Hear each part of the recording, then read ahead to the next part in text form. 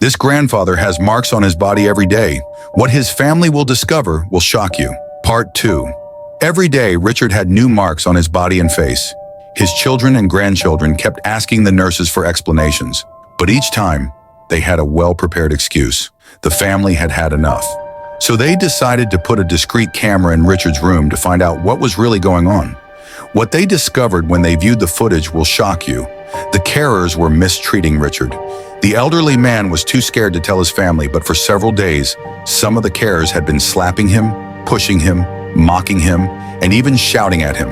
In the footage, Richard could be seen screaming in pain, but the carers completely ignored him. Richard was exhausted and overwhelmed by the abuse. He just wanted it to stop. The evidence allowed the family to file a formal complaint, and the carers who had subjected Richard to these horrors were convicted. How would you have reacted if Richard had been your grandfather? What would you have done? Share your thoughts.